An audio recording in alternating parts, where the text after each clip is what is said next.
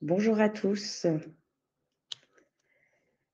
Je vois que vous êtes quelques-uns à vous être connectés à la formation et on va attendre quelques instants pour la commencer parce qu'il manque quelques personnes.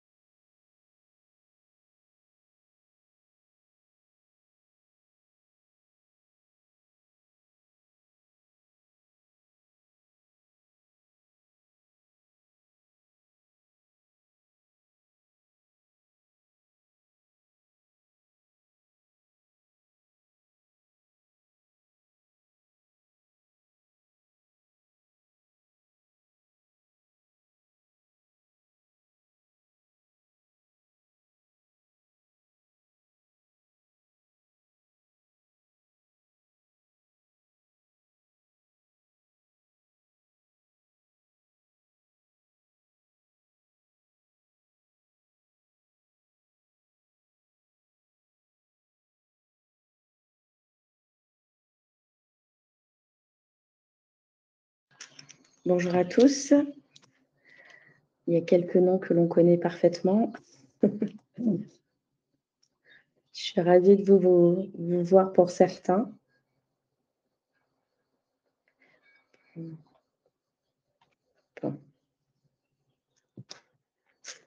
On va encore patienter quelques minutes.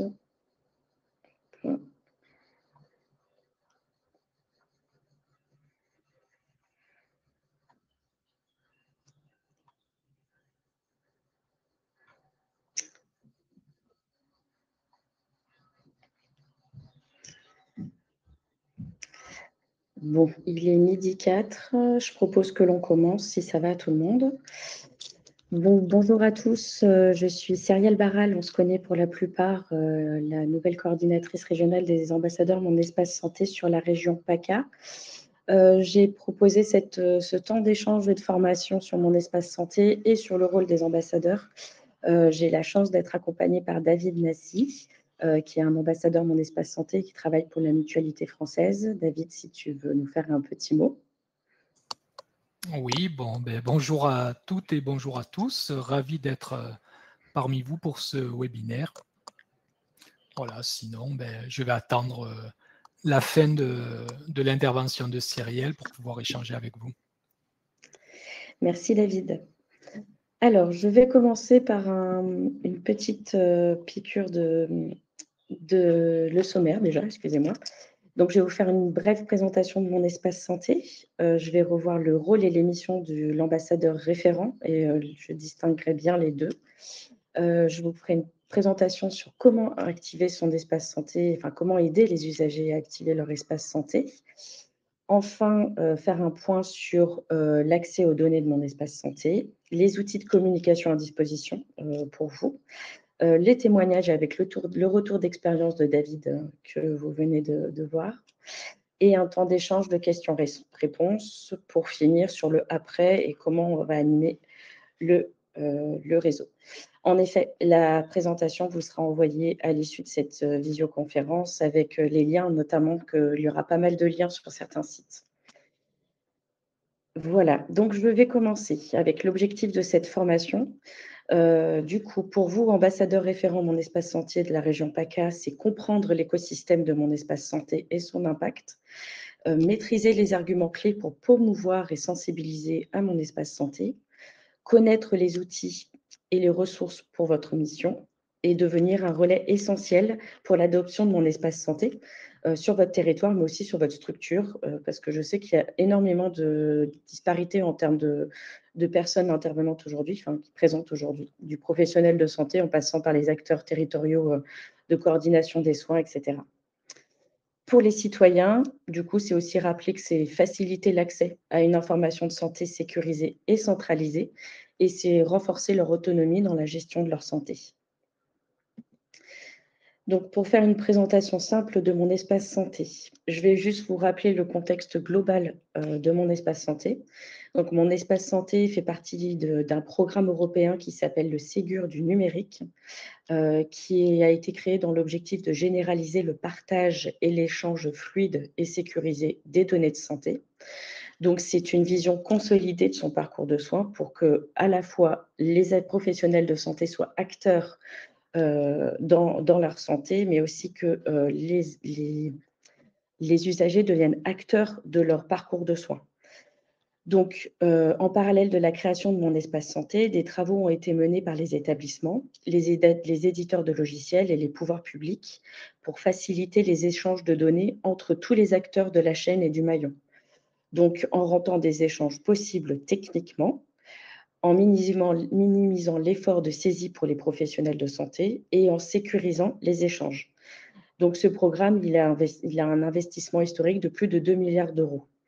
Donc, comme vous pouvez le voir sur la droite, vous voyez qu'il y a les différents acteurs de la santé qui y sont engagés, les hôpitaux, les structures médico-sociales, les imageries, les laboratoires et les médecins de ville. Mon espace santé est donc au centre de cet espace. Mon espace santé, c'est le cœur de votre santé numérique. Qu'est-ce que c'est concrètement? C'est le carnet de santé numérique des Français. C'est un carnet de santé qui est sécurisé et personnalisé avec des services en plus. C'est un espace de conscience personnelle qui permet de stocker des données de santé et de les partager avec les professionnels ou les services de santé. C'est un espace qui s'adresse à tous les usagers du système français et ça le rend davantage acteur dans sa santé. Il simplifie le parcours de santé tout au long de sa vie. Et mon espace santé sécurise la gestion des données de santé des citoyens. Donc, ce carnet de santé numérique, il n'a que 3 ans et tous les usagers français l'ont, mais sauf opposition à l'époque.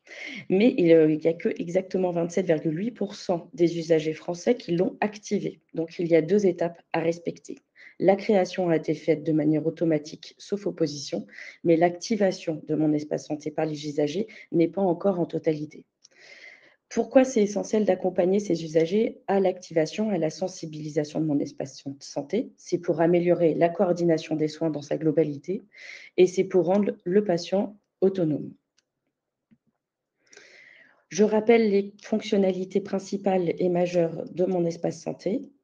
Vous avez dans un premier temps le dossier médical, donc c'est avec les documents de santé. C'est la consultation et l'alimentation des documents ajoutés par l'usager et ou par les professionnels de santé. Les professionnels de santé ont l'obligation de mettre des documents à l'intérieur de ce dossier médical, les lettres de liaison, les ordonnances, les comptes rendus de biologie et d'imagerie, par exemple. Il y a également le profil médical. C'est l'alimentation et la consultation par l'usager de son profil médical. Donc, c'est lui-même qui doit le remplir avec les allergies, les antécédents, les habitudes de vie, etc. Enfin, vous avez du coup dans cette brique le dossier médical partagé, donc le fameux dossier médical partagé qui est plutôt du côté professionnel de santé, mais j'en reviendrai dessus tout à l'heure. Vous avez également la partie messagerie, donc c'est la messagerie sécurisée de santé. C'est la réception en toute sécurité des informations personnelles en provenance de l'équipe de soins à l'usager via un service de messagerie sécurité de santé. Par exemple, l'usager peut désormais envoyer une ordonnance directement à sa pharmacie. Il y a un gros travail du GRADIES qui est dessus en ce moment. Vous avez également les catalogues de services qui permet d'accéder à des applications de santé référencées par l'État via un catalogue réunissant la diversité des services utiles à la santé, donc un portail patient, des applications et objets connectés référencés. Je pense notamment aux patients diabétiques. Il y a une application spéciale pour eux. Enfin, vous avez un agenda qui est une agrégation des événements liés au parcours de soins de l'usager. Donc, vous pouvez par exemple avoir le parcours de vaccination et le rappel de dépistage qui vous sont intégrés directement dans l'agenda. Mon espace santé, quels usages? Donc, pour les professionnels de santé, il y en a quelques-uns aujourd'hui. Les professionnels de santé peuvent y déposer des documents dans le dossier médical du patient. Il peut consulter le dossier médical de leur patient depuis le site dmp.fr et prochainement par le système, leur logiciel directement, le logiciel métier. Il peut envoyer des documents ou des messages de manière sécurisée Le patient, de son côté, peut compléter son profil médical, allergies, antécédents, traitements, recevoir des messages de ses professionnels de santé et y répondre, ajouter des documents dans leur dossier médical et consulter des documents des professionnels de santé et de l'assurance maladie. Conclusion, ça peut simplifier le parcours de soins, ça sécurise le parcours de soins, ça donne une information plus exhaustive et plus facilement accessible et ça permet une meilleure coordination de soins et un gain de temps pour tous. Quel est l'avantage pour le citoyen? C'est d'avoir une sécurité et une confidentialité des données, une centralisation des informations de santé, une meilleure coordination de soins, une autonomie et un gain de temps. En résumé, mon espace santé est le carnet de santé numérique sécurisé des usagers, créé pour tous, mais qui doit être activé par les usagers, alimenté par les usagers et les professionnels de santé, accessible aux professionnels de santé en cas d'urgence sur autorisation de l'usager. Je vous démontrerai les choses dans un second temps. Et mon espace santé permet de stocker, de conserver et de partager mes données de santé, de recevoir des documents de santé, de centraliser des rendez-vous médicaux, de préparer une préadmission à l'hôpital, par exemple, et d'avoir un dossier médical actualisé, accessible en cas d'urgence. Donc, c'est la fin des carnets de santé papier, les fameux carnets de santé bleus que l'on avait, ou blancs pour certains. Et c'est aussi l'objectif, c'est de ne plus oublier ses ordonnances et ses comptes rendus pour ses prochains rendez-vous médicaux. Je reprends quelques chiffres du national et notamment les chiffres du mois de mai 2025. Aujourd'hui, nous sommes à 20 millions, un peu plus de 20 millions d'activations de comptes Mon Espace Santé sur le territoire français, c'est-à-dire 26,6% de la population, 28,6 pardon. Et il y a 1,1 million de personnes qui se sont opposées ou qui ont voulu fermer leur compte Mon Espace Santé. Au niveau de l'audience, il y a 1506 visiteurs uniques hebdomadaires et 681 000 visiteurs hebdomadaires connectés. Et enfin, comparé au mois d'après, il y avait 5,9 millions de téléchargements en plus de l'application. Donc, c'est une réalité qui prend de l'ampleur en ce moment. Ça commence vraiment à bien augmenter. Sachez qu'il y a 3 496 ambassadeurs en France, Mon Espace Santé. Donc, on est une communauté assez importante. Et au niveau régional, nous sommes à 235 ambassadeurs en région PACA.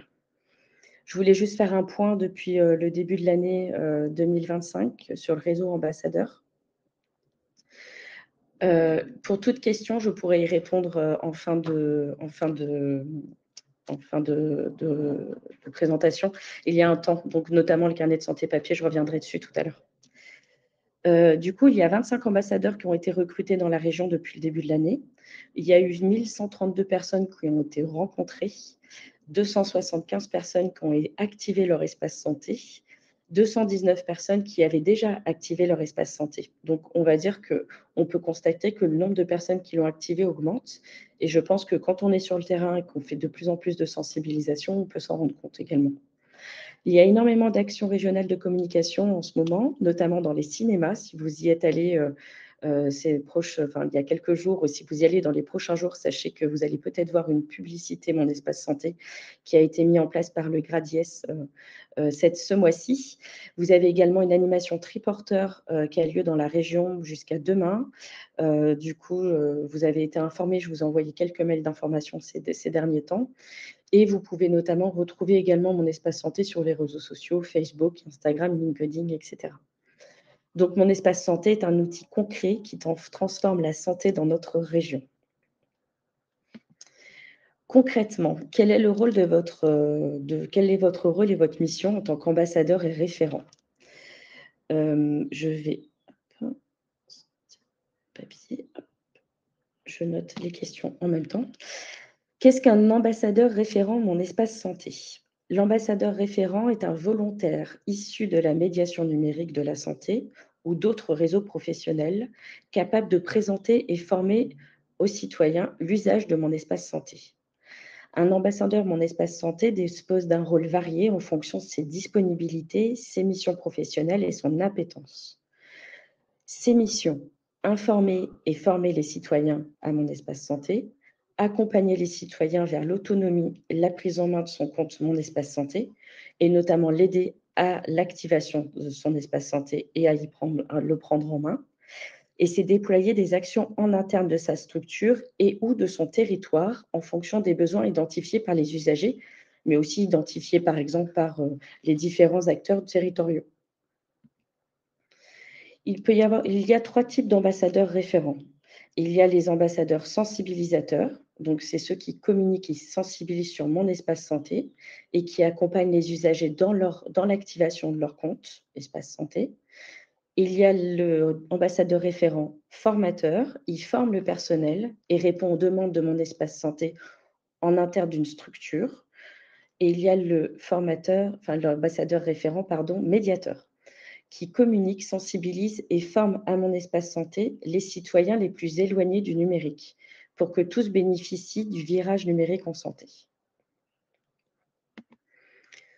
Voici un exemple de parcours ambassadeur référent. Pour intégrer la communauté des ambassadeurs, si je ne suis pas identifiée, je contacte mon coordinateur régional, c'est-à-dire moi-même, pour me faire connaître. Ou il se peut, en fonction des structures, que vous êtes désigné directement référent Mon espace santé au sein de votre établissement. Vous pouvez également me contacter, et ce qui vous permettra d'avoir une formation. Alors, pour vous former, soit vous avez cette formation que je fais aujourd'hui, soit vous avez un kit ambassadeur que je vous présenterai tout à l'heure, et vous avez des vidéos tutoriels que la CNAM a mis en place également en ligne. Vous avez une question, vous pouvez consulter le FAQ qui est directement sur le kit ambassadeur. Et pour mieux comprendre le sujet, je vous invite vraiment à télécharger l'application Mon espace santé et du coup à y naviguer dessus pour mieux comprendre. Enfin, si vous le souhaitez, s'il y a des besoins, vous pouvez mettre en place des ateliers. Donc, j'informe mon coordinateur régional, c'est-à-dire moi-même, et je sollicite son aide sur le besoin, si vous avez besoin. Donc, vous vous outillez avec des outils visuels, affiches, flyers, etc. Vous consultez la fiche pratique accompagnement du kit, vous réalisez votre atelier et enfin, vous informez le coordinateur du déroulé de l'atelier et vous remontez les éléments saillants et les partages de photos de l'événement. Pour ce côté reporting, il y a un Google Form qui a été mis en place qui vous sera présenté après. Des exemples d'actions concrètes des ambassadeurs en référent. Communiquer sur mon espace santé, ça veut dire par exemple faire de la distribution de flyers, ça veut faire de la diffusion de vidéos promotionnelles au sein de votre structure, ça veut par exemple faire mettre de l'affichage de communication dans votre structure. Ça veut dire informer le citoyen sur ce qu'est mon espace santé. Donc, parler proactivement de mon espace santé via la tenue d'un stand, dans l'accueil de structures d'appartenance. Donc, vous allez avoir besoin de tables, de chaises, de kakémonos, de flyers, également de connexion directement à Internet. Vous pouvez également présenter mon espace santé auprès de publics accompagnés. Donc là, c'est l'animation d'ateliers, de présentation ou de découverte de mon espace santé. Donc via l'animation de webinaires également grand public. Et c'est accompagner la prise en main de mon espace santé. Accompagnement de l'usager pour réaliser ses démarches dans mon espace santé, donc remplir son profil, déposer des documents, etc. Et répondre aux questions d'autres structures si besoin. Mon rôle de mon côté, je suis le point de contact privilégié des ambassadeurs et j'essaye d'animer le réseau sur le territoire. Le réseau ambassadeur a été mis en place par Muriel il y a plus de 3 ans maintenant. Grâce à elle, il y a un grand nombre d'ambassadeurs existants. Maintenant, il reste à le développer au maximum pour que vous puissiez être nombreux pour la diffusion d'informations. Donc, constituer et développer le réseau des ambassadeurs à l'échelle de la région en y associant des partenaires régionaux. Je pense aux conseillers numériques en santé, aux conseillers numériques aussi totaux, mais aussi, vous avez les CPTS et les acteurs de coordination, les DAC, les maisons de santé, etc. Donc, c'est vous informer également tous, à tout moment, des actions menées sur mon espace santé pour informer vos accompagnés ou vous-même. C'est-à-dire qu'il y a quelque temps, je vous ai informé notamment de la non-accessibilité à mon espace santé dû à un changement d'éditeur. Donc, pendant plusieurs jours, mon espace santé n'était pas accessible. Donc, mon objectif est de vous donner les informations à la fois du national, mais aussi du régional. Donc, c'est aussi assurer la formation des ambassadeurs en lien avec la délégation ministérielle au numérique en santé. Donc, c'est assurer un niveau de connaissance suffisant des ambassadeurs avec, par exemple, cette formation que je suis en train de faire aujourd'hui. Et c'est superviser le déploiement des actions de sensibilisation, formation par les ambassadeurs. Vous accompagner dans la mise en place d'actions de sensibilisation au sein de votre structure. Ambassadeur référent, un rôle clé pour le déploiement de la santé numérique en France. En effet, votre rôle va pouvoir aider les citoyens à leur prise en charge et à la prise en main de mon espace santé, lutter contre l'exclusion numérique, lutter contre l'exclusion à la santé, être référencé pour échanger avec une communauté, participer à votre rythme et selon votre disponibilité sans engagement ni contrainte, être informé des événements de mon espace santé au niveau national, mais aussi régional, et pouvoir y participer. Concrètement, comment aider l'usager à activer son espace santé? Il y a plusieurs personnes qui sont présentes qui l'ont déjà fait de manière réelle avec moi sur certaines stands de sensibilisation. Pour d'autres, ce n'est pas le cas. Donc, je me permets de vous montrer les différents éléments. Donc, vos besoins pour aider à l'activation de mon espace santé. Tout d'abord, avant toute sensibilisation ou animation, il faut informer les usagers comme quoi il va y avoir quelque chose qui va se faire à une certaine date et à un certain lieu. Donc, il existe des affiches qui vont être dans le kit ambassadeur que je vais pouvoir vous donner, qui permet notamment de prévenir ces usagers à M-1 ou à J-15 de l'événement. Dans cette diffusion d'informations, doit y apparaître des choses très importantes parce que pour activer un espace santé, il va y avoir besoin, l'usager va devoir avoir sa carte vitale, c'est pour connaître son numéro de série qui est inscrite sur sa carte vitale. Il va avoir besoin notamment également d'un smartphone pour accéder à ses emails et à ses messages et à SMS. Et un temps moyen d'activation de mon espace santé est de 5 minutes. Il faut peut-être prévoir un petit peu plus en fonction de la situation de la personne. Les étapes de l'activation. Pour activer mon espace santé, l'usager doit suivre plusieurs étapes. Soit il se connecte sur monespacesanté.fr sur sa tablette ou sur son ordinateur, soit il télécharge l'application Mon Espace Santé. Le mieux est de privilégier l'activation de l'application, le téléchargement de l'application. Après, l'étape 2 est d'activer son compte.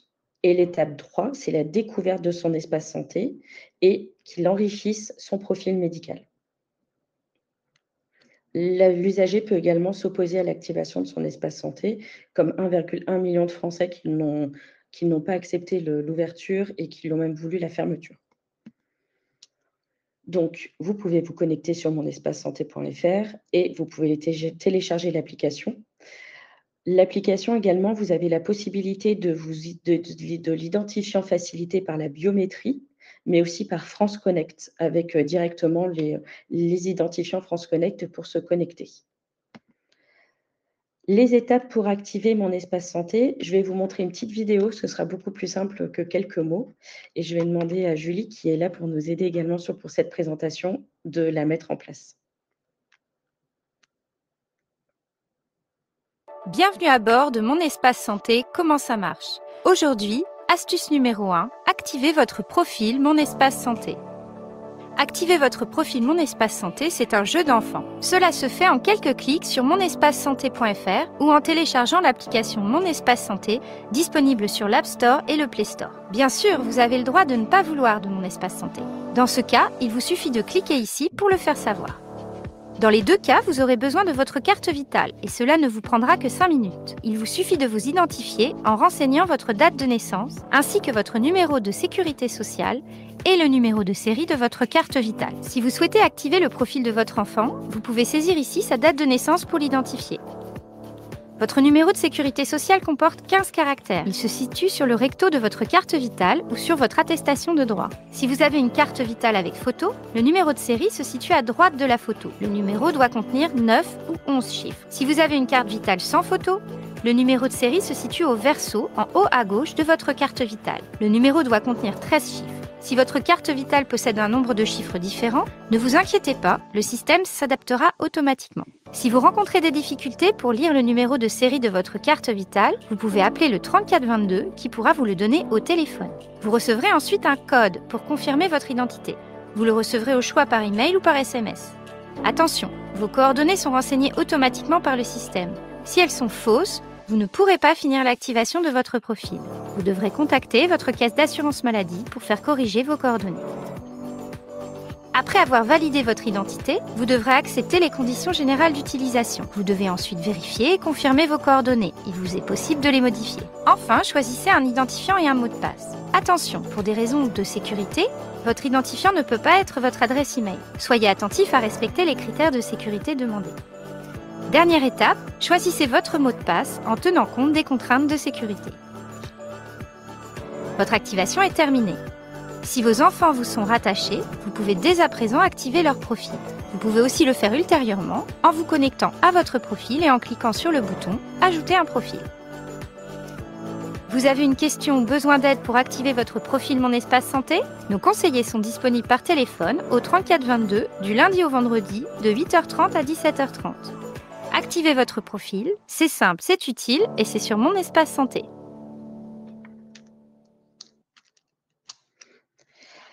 Voilà, c'est une façon assez simple et courte et en vidéo de montrer comment on active l'espace santé et quelles sont les étapes à respecter. N'hésitez pas à appeler ce numéro parce que je sais qu'en sensibilisation, il arrive très régulièrement qu'il y ait des problèmes de numéro de série. Donc, David pourra nous le dire également.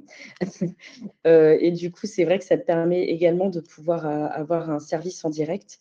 Ça prend un petit peu plus de temps, donc il faut arriver à prouver l'efficacité de la chose au fur et à mesure avec les usagers. Donc, une fois que la personne a activé, que vous avez réussi à activer l'espace santé de l'usager, il y a une démonstration qui est possible de faire en mode invité, qui est disponible sur l'application et je vous conseille vraiment de l'utiliser. C'est le mode invité. Il est préférable de l'utiliser, cette option, afin de ne pas entrer dans le compte de l'usager et de ne pas avoir accès à ses informations personnelles. Ce mode démo, il permet de montrer et de naviguer dans les nombreuses fonctionnalités de Mon Espace Santé. Donc, souvent, les patients et les usagers veulent y rentrer et montrer leurs documents. Sachez que si ce n'est pas forcément légal, mais par contre, ce mode invité permet d'avoir notamment et de démontrer toutes les fonctionnalités de Mon Espace Santé. Après l'activation, du coup, l'outil Mon Espace Santé, l'usager va pouvoir compléter son profil médical, il va pouvoir recevoir des messages de ses professionnels de santé et pouvoir y répondre, il va pouvoir ajouter ses documents, il va pouvoir recevoir des documents de ses professionnels de santé et de l'assurance maladie, et il va pouvoir également masquer certains documents aux professionnels de santé ou bloquer certains professionnels de santé pour leur interdire l'accès à Mon Espace Santé. Donc, je reprends ce petit 3422 qui peut être bien utile si vous avez des questions complémentaires sur Mon Espace Santé, qu'on peut utiliser régulièrement dans les ateliers, etc. N'hésitez pas à les contacter. C'est l'assurance maladie du coup qui s'occupe de ce service. Je reprends juste un point qui est un point très essentiel que beaucoup d'usagers demandent, mais aussi beaucoup de professionnels de santé, c'est quel est l'accès aux données de Mon Espace Santé. Pour manipuler des données de santé sur Mon Espace Santé, il faut y être habilité. Donc, pour accompagner dans la saisie de données médicales, vous devez avoir 2 statuts. Soit une habilitation Aidant Connect, soit il faut faire signer un mandat CNIL à l'usager. C'est très réglementé. Je vous donne les quelques informations sur le mandat CNIL et l'Aidant Connect. Je vous laisserai le regarder tranquillement une fois à la fin de cette présentation. Mais du coup, pourquoi je fais un point là-dessus, c'est que la gestion des droits d'accès des professionnels de santé est très importante. L'usager peut bloquer un professionnel de santé il peut bloquer l'accès des professionnels de santé et c'est paramétrable directement par les usagers. Et il peut bloquer ou débloquer un professionnel de santé directement sur son espace santé. Également pour les documents, l'usager peut définir la confidentialité de chaque document. Le document peut être masqué au professionnel de santé, sauf le professionnel de santé qui l'a déposé. Il peut masquer tous ses documents en un clic également.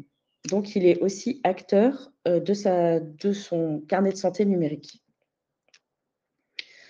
Il y a également la gestion de l'accès en cas d'urgence.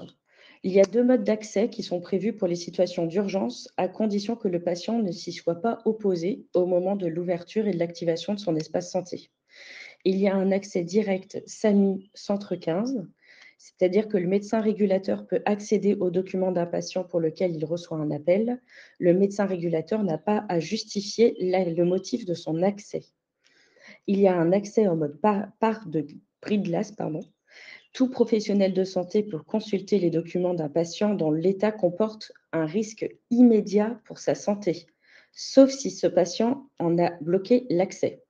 Donc, c'est quelque chose qui est à mettre en place et à bien initier au moment de l'activation. C'est pour ça que je vous en parle aujourd'hui. Le professionnel de santé renseigne le nom du patient, son prénom, sa date de naissance et la justification de l'accès. Oui, en effet, les connexions sont tracées. Madame Soz, je réponds à votre question en direct.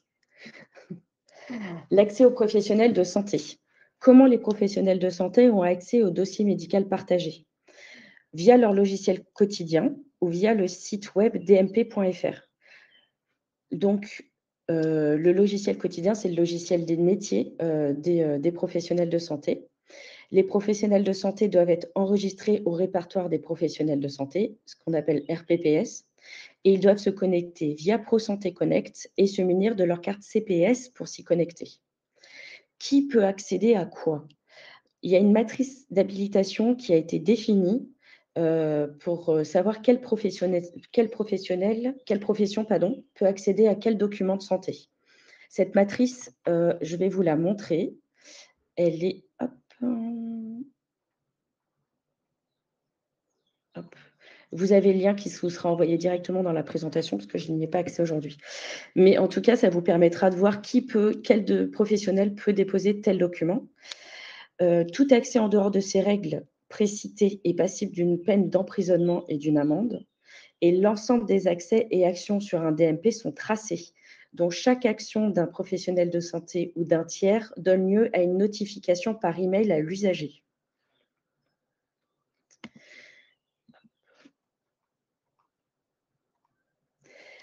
Je vais vous montrer maintenant les outils de communication que vous avez à disposition en tant que référent ambassadeur. Pardon. Le kit ambassadeur qui est sur le site Yes. Je vais partager le kit.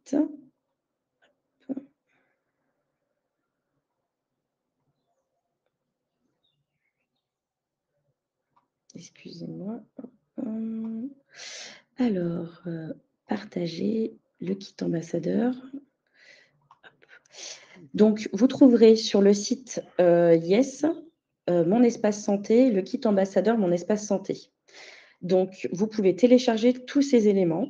Donc, il y a des documents informatifs, des ressources utilitaires, notamment les mandats CNIL, ce qu'on disait tout à l'heure, des affiches et flyers, des supports de formation et, excusez-moi, des présentations Mon Espace Santé pas à pas, qui reprend un peu ce que je viens de vous présenter il y a quelques minutes, et des vidéos.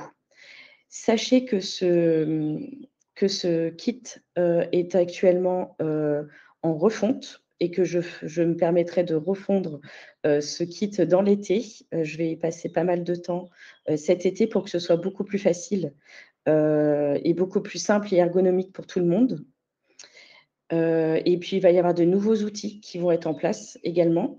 Mon objectif va être pour vous présenter ce genre de kit et ce genre d'informations.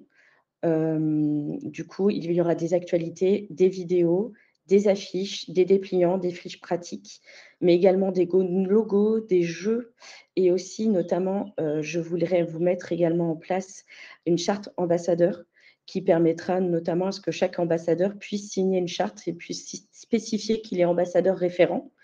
Vous avez également des structures ambassadrices maintenant, donc ça permet de bien clarifier et mettre en place votre statut. Vous avez également les outils, le site de l'Agence numérique en santé. Où vous avez plein de sources d'informations et de liens d'informations sur ce lien.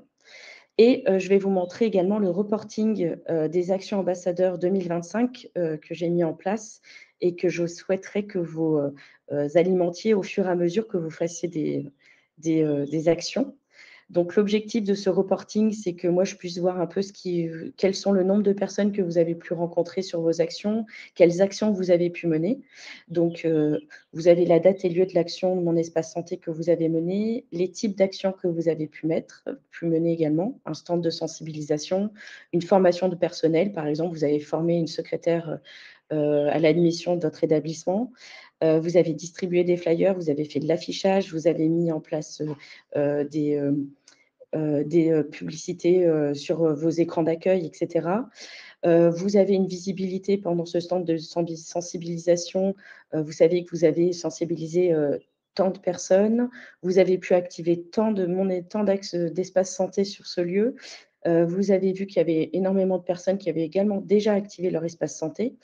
Et enfin, un petit récapitulatif des freins, des difficultés que vous avez. Donc, ça me permet de voir quels sont les outils et autres demandes que je peux vous apporter. Et si vous avez des anecdotes ou des suggestions de bonnes pratiques à partager, n'hésitez pas à les mettre ici. Je souhaite également, si vous avez la possibilité, recevoir quelques photos. Ça peut être aussi la possibilité de voir aussi quelles sont les actions que vous avez pu mener, mais en photo, et remonter tout ça auprès de la DNS.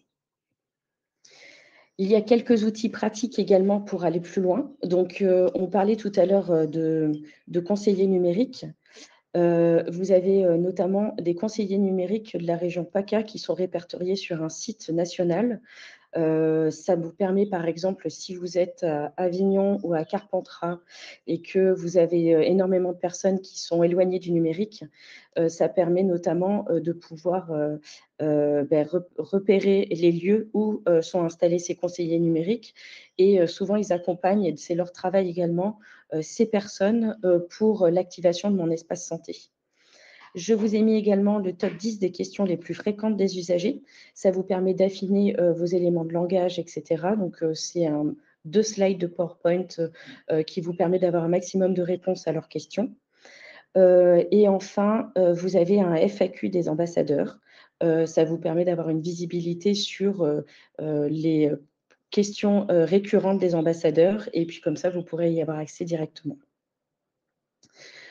Enfin, je vais donner la main à David pour présenter déjà son interview qu'on a pu mener il y a quelque temps. Donc, on va voir la vidéo que Julie va pouvoir partager.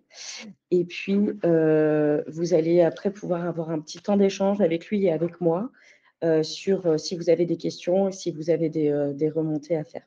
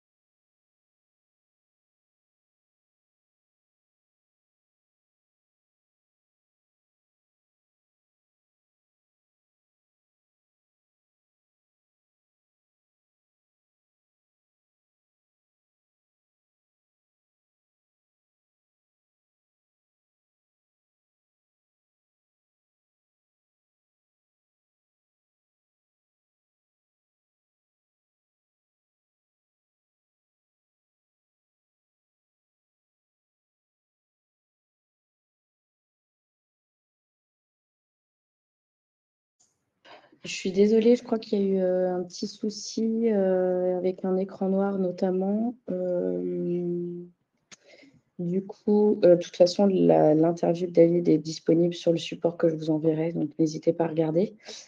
Du coup, je vous propose, si vous le souhaitez, un temps d'échange, écrire, donner vos questions sur le chat et puis voir avec vous si on peut y répondre avec David. Et puis David, notamment, si tu as des informations supplémentaires à donner par rapport à ton interview qu'on a pu faire avec Lies, n'hésite pas. Ok, merci. Non, je n'ai pas particulièrement d'informations. Voilà, je suis là pour répondre aux questions, s'il y a des questions des participants.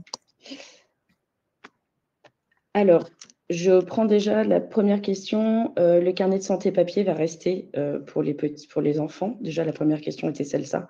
Remis à la naissance, pour l'instant, il n'est pas dit qu'il va s'arrêter. Au contraire, je pense qu'il va perdurer. Mais pour l'instant, la question ne se pose pas vraiment. Concernant des supports et tutos, existent-ils dans plusieurs langues? Malheureusement, non. C'est en train ça a été posé auprès de la délégation numérique en santé par les coordinatrices régionales. On a eu plusieurs demandes sur certaines dom-tom. Ça a été traduit en créole notamment. Mais par contre, il se peut que l'on ait une version anglaise. En tout cas, c'est en train d'être discuté au niveau national. Alors, il n'y a pas de possibilité d'avoir un mode invité sur le site internet, malheureusement. J'imagine que c'est utile dans le cadre d'ateliers de présentation collectif. Je l'entends bien, Capucine. Mais malheureusement, pour l'instant, c'est que sur l'application. Et du coup, il est vrai que quand on doit faire une présentation, le mieux, c'est de faire des screenshots et de faire des photos. Ça a été remonté également. Ce n'est pas la première fois qu'on en parle. Mais pour l'instant, malheureusement, ce n'est que sur l'application.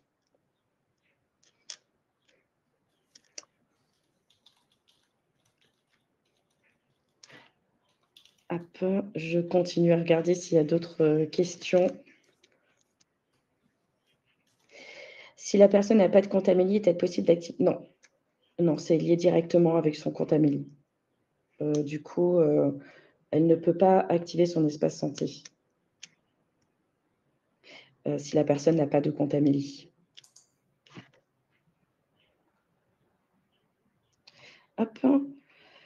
Et oui, j'imagine. Ça bloque pas mal de monde du coup. Et il y a aussi le côté ouvrir le amélie.fr, ouvrir le compte Amélie. Et le côté, il faut également activer mon espace santé. Et pour ça, il y a quand même pas mal d'acteurs qui peuvent aider. Je sais que les CEPAM mettent en place également des stands de sensibilisation de leur côté également. Donc, mais je doute que je sais que ça bloque pas mal de monde.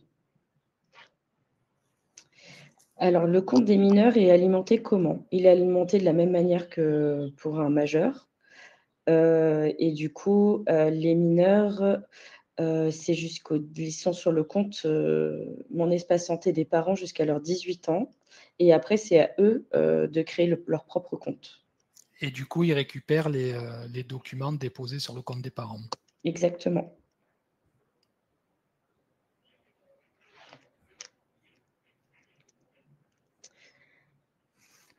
En fait, je voulais juste préciser qu'on est obligé d'avoir un compte Amélie d'ouvert pour pouvoir activer l'espace santé, puisqu'en fait, pour pouvoir s'identifier, on va envoyer un mot de passe sur l'adresse mail ou sur le numéro de téléphone qui est indiqué sur le compte Amélie. S'il n'y a pas de compte Amélie de créer, du coup, on ne peut pas activer mon espace santé puisqu'on ne recevra pas le code d'accès. Merci David pour cette information, cette précision. Alors, mon médecin personnel semble réfractaire au système. Les médecins de l'établissement où je suis représentant d'USAV n'ont pas accès, problème technique ou autre, pour déposer sur l'ES du patient accueilli. Oui, les médecins sont réfractaires. Mais il y a la vague 2 du Ségur qui arrive et ils vont avoir de plus en plus l'obligation de devoir alimenter le DMP. Et ils l'ont déjà, d'ailleurs, pour certains. Donc, il y a des accompagnements qui se font également au niveau des établissements de santé. Mais malheureusement, on n'a pas le choix. Et l'objectif aussi, en tant qu'usager et ambassadeur, c'est de dire de comprendre et de donner l'utilité de mon espace santé. Et que ce n'est pas que pour les patients, c'est aussi pour eux. Et qu'à un moment donné, si tout le monde s'y met, ça puisse être un outil de coordination de soins. Mais il y a des choses qui sont en train d'être mises en place dans les établissements sanitaires, dans les établissements sanitaires et médico-sociaux. Mon espace santé n'a que 3 ans, donc c'est en train de monter et ça continue à l'être. Donc voilà, un peu de patience, ça va arriver, je pense. On le voit d'ailleurs, et même pour certains médecins qui étaient réfractaires au tout départ de la mise en place de mon espace santé, on constate maintenant qu'il y a quand même de plus en plus de documents qui sont alimentés sur mon espace santé, qui sont déposés par les professionnels de santé.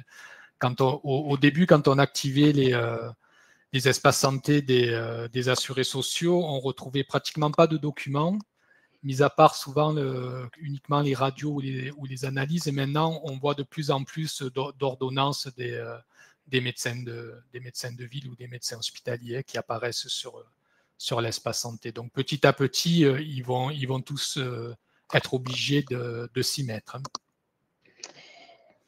Et Capucine et Sophie, merci d'être là déjà. On s'est déjà rencontrées toutes lors de sensibilisation.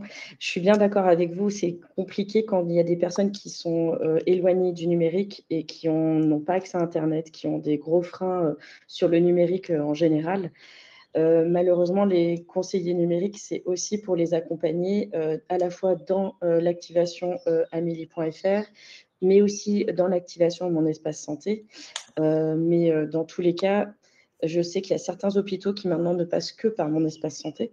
Je sais que ça peut être un gros frein, mais c'est les choses qui sont en train d'être mises en place et c'est le rôle aussi des conseillers numériques de pouvoir les accompagner dans ce cas-là. Je n'ai pas d'autres réponses, Sophie et Capucine, je suis navrée.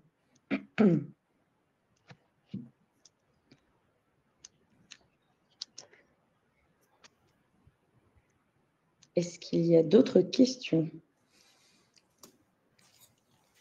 Juste une autre petite précision, lorsque vous êtes sur un stand d'information, enfin du moins moi c'est ce que je fais, lorsque je suis sur un stand d'information et que j'aide donc les assurés sociaux à activer leur espace santé, une fois que leur espace santé est activé, ce que je leur dis, c'est qu'ils n'hésitent pas à le signaler aux professionnels de santé. Par exemple, s'ils ont une analyse à faire, de dire maintenant, moi, j'ai créé mon espace santé, donc je souhaiterais recevoir les résultats de mon analyse directement sur mon espace santé. Et pareil, si elles vont voir leur médecin traitant, dire au médecin traitant, vous voyez, moi, j'ai activé mon espace santé, est-ce que vous pouvez déposer directement les documents sur mon espace santé ?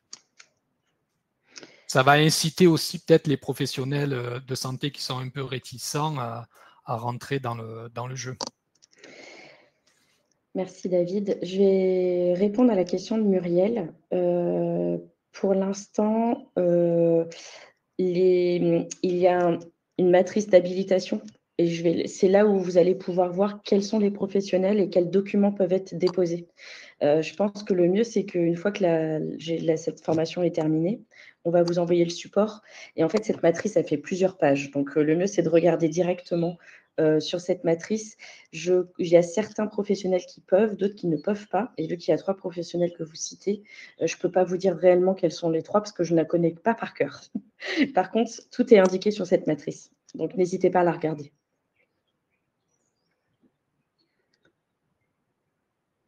Oui, tout à fait, Adrien. Même sans activer son espace santé, les documents sont déjà déposés, il me semble. Oui, En effet, parce que les professionnels de santé alimentent le dossier médical partagé et du coup, ces documents arrivent sur l'espace santé du patient. Donc, ils le font de manière automatique. L'objectif est donc que, vu qu'il a été créé cet espace, les professionnels l'alimentent. Si le patient n'a pas activé son espace santé, eh ben, il ne voit pas les documents. Donc, l'objectif, c'est l'activation pour qu'il puisse voir que les documents ont été déposés. Voilà. Il reçoit par contre, il voit par contre le mail, hein, il reçoit un mail l'assuré social. Chaque fois en fait qu'un médecin ou qu'un professionnel de santé se connecte à l'espace santé d'un assuré social, l'assuré social reçoit une notification par mail. Tout à fait. On va prendre encore 2-3 questions, si jamais il y en a encore quelques-unes. Après, je vous indiquerai les prochaines activités. Hop. Mathieu, c'est l'accompagnement principal que je propose en tant que conseiller numérique. Nous faisons les démarches pas à pas pour activer le compte. Tout à fait. Merci Mathieu, d'ailleurs. Activer le compte et puis ensuite, si vous avez le temps, c'est leur montrer la prise en main du menu à dérouler, tout le menu avec justement le mode invité sur l'application et leur faire voir ceux qui doivent renseigner, où ils peuvent retrouver les documents de santé. Voilà, ne pas hésiter à dérouler tout le menu de Mon Espace Santé et leur indiquer où ils peuvent retrouver les documents et toutes les informations utiles. S'il n'y a pas de compte DMP quand même ouvert. Oui. Tout à fait. Oui, et il reçoit un mail même s'il n'a pas activé son compte, bien sûr. Tout à fait. Du coup, ça a été ouvert pour tous les assurés français il y a 3 ans. Sauf opposition de leur part, ils avaient reçu un courrier je crois, c'est 6 semaines, si je ne me trompe pas, David, Oui, pour s'opposer à l'ouverture de leur espace santé. D'ailleurs, s'ils le souhaitent et qu'ils souhaitent le fermer, ils peuvent toujours le faire. Ça, c'est un point important aussi à signaler.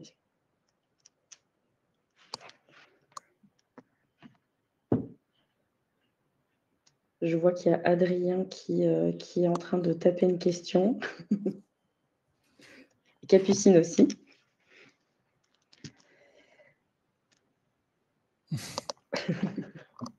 Alors, la différence entre le DMP et Mon Espace Santé. Le dossier médical partagé, c'est le dossier médical qui est présent en espace où on peut alimenter et mettre les documents de santé du patient par le professionnel de santé. Et le patient peut y mettre également des documents.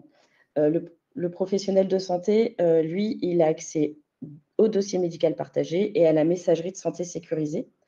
Et Mon Espace Santé, c'est côté usager. Donc, l'usager, il ouvre son application et il a le DMP, le fameux dossier médical partagé, avec tous ses documents de santé, sa messagerie sécurisée et l'agenda, etc., etc.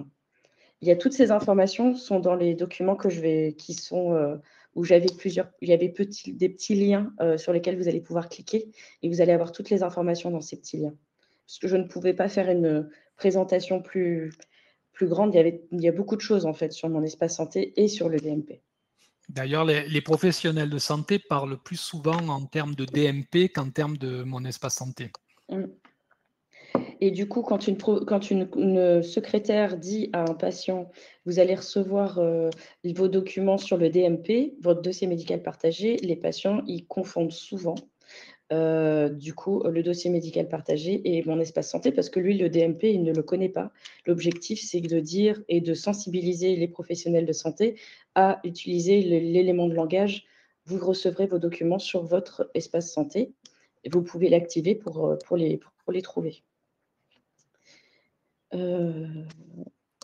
Florence, nous faisons une visioconférence le 10 juillet sur la santé au numérique et nous parlerons de l'ESN. Pour vous monter.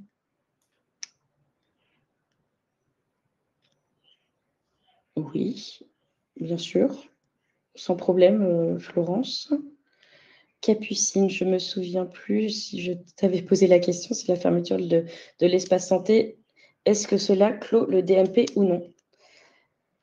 Je crois que oui, et je n'en suis pas sûre, donc je vais me renseigner à ce sujet et je reviendrai vers toi. David, est-ce que tu as des informations? Oui, donc pour répondre à Philippe Grimaldi, oui, en fait, le DMP, c'est un des 4 modules que l'on retrouve dans Mon Espace Santé. Donc, comme l'a dit tout à l'heure Cyrielle, dans mon espace santé, vous avez quatre modules. Donc, vous avez le DMP, vous avez l'agenda, vous avez la messagerie sécurisée et vous avez également le catalogue d'applications. Donc, ce sont les 4 modules que l'on retrouve dans mon espace santé. Je vois qu'il y en a quelques-uns qui doivent partir. Je me permets du coup de continuer la présentation. Merci beaucoup pour ces questions. N'hésitez pas à regarder les documents qui seront en lien avec la présentation, parce qu'il y a énormément de réponses. Alors, je me permets de répondre à Adrien Babix. Donc, en fait, la messagerie sécurisée, les échanges ne peuvent se faire qu'avec les professionnels de santé et à l'initiative du professionnel de santé. C'est-à-dire que c'est le professionnel de santé qui va correspondre avec l'assuré social via la messagerie sécurisée, et l'assuré social pourra lui répondre.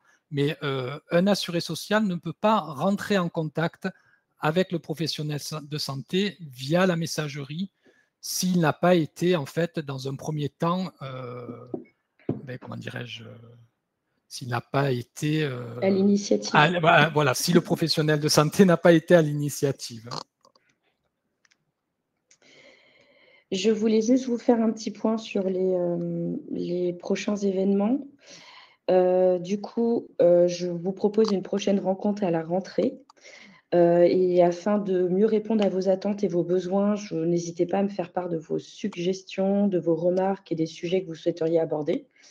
Ainsi, à la rentrée, je vous proposerai un temps d'échange à la fois avec un nouveau thème en fonction de vos suggestions, et puis la présentation et l'organisation des nouveaux outils de communication que je vous mettrai à disposition. Donc, vous avez mes coordonnées pour la plupart, je pense tous d'ailleurs. Donc, n'hésitez pas. Et je vais clôturer cette présentation. Je crois qu'il y a encore une question qui est en train d'arriver, donc je vais la prendre et puis après, je vais pouvoir vous libérer pour que vous puissiez avoir le temps de manger avant la reprise de cet après-midi. A1 en cours. Avant de se lancer dans un événement, peut-on participer à un en cours? Oui, bien sûr. Je vous propose de m'envoyer un mail, Muriel, ou qu'on puisse échanger par téléphone ou par mail sans problème. Ce sera beaucoup plus simple. Je vous remercie encore pour votre participation. Merci David d'avoir été avec moi aujourd'hui également.